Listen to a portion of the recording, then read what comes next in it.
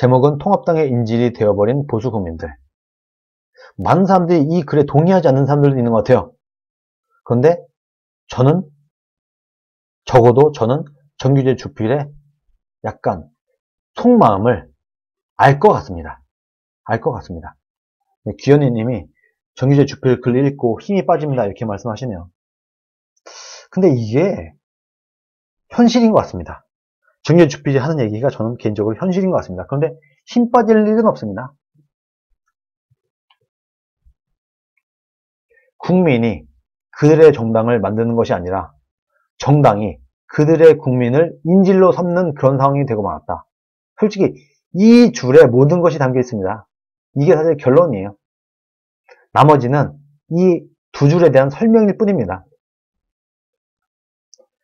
국민이 그들의 정당을 만드는 것이 아니라 미래통합당이죠. 미래통합당이 그들의 국민을 인질로 삼는 그런 상황이다. 지금 우리나라 보수 정치 진영은. 지난 4.15 총선은 그 점을 잘 보여주었다. 민주당의 압승이 예상되자 통합당은 보수 진영의 외곽 정당들을 오히려 짓밟으면서 더 많은 표를 쓸어 담았다. 기독자유통일당과 우공당 등이 패퇴한 것은 그런 쏠림의 결과였다.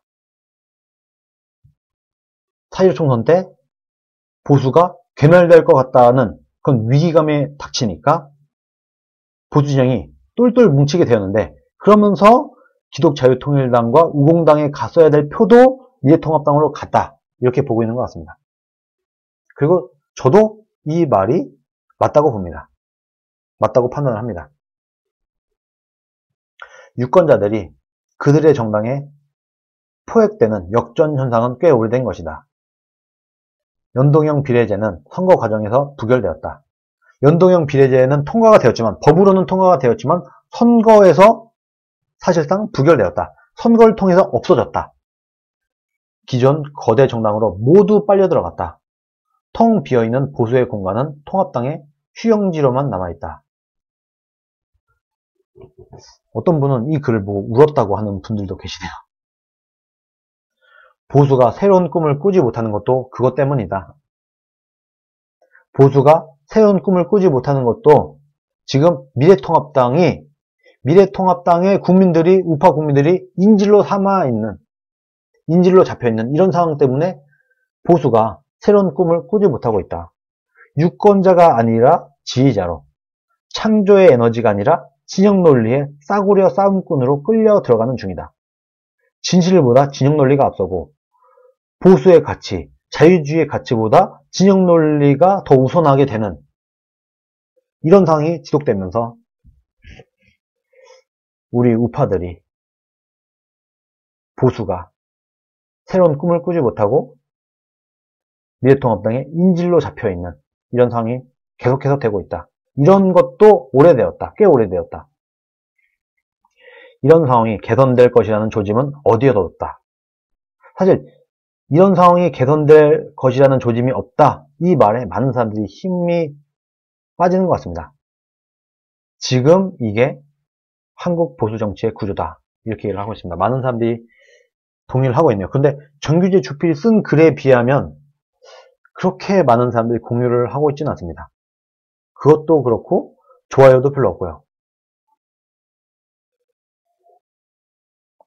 문재인을 신랄하게 까는 게 아니기 때문에 그런가요?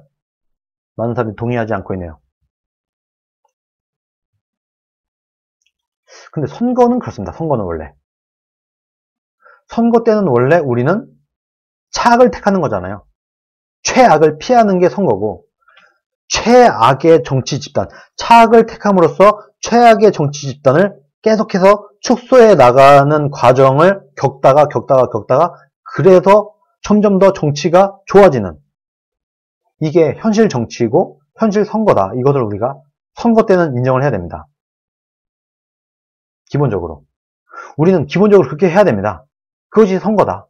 그것이 현실 정치다. 이것을 우리는 받아들여야 된다. 그러나 지금은 비선거 기간이에요. 선거 기간이 아니에요. 선거 기간이 아닐 때는 그러면 우리는 좀 전략적으로 생각할 필요가 있습니다. 우리가 어떻게 해야 다음 선거에서 이길 수 있는가? 우리가 어떻게 미래통합당을 바꿔놔야 국민들의 지지를 얻을 수 있는가, 요것을 생각을 해서 그대로 미래통합당이 잘할 수 있도록 바꾸는 그런 노력이 필요합니다. 근데 그것이 좀 잘 안 되고 있는 것 같습니다.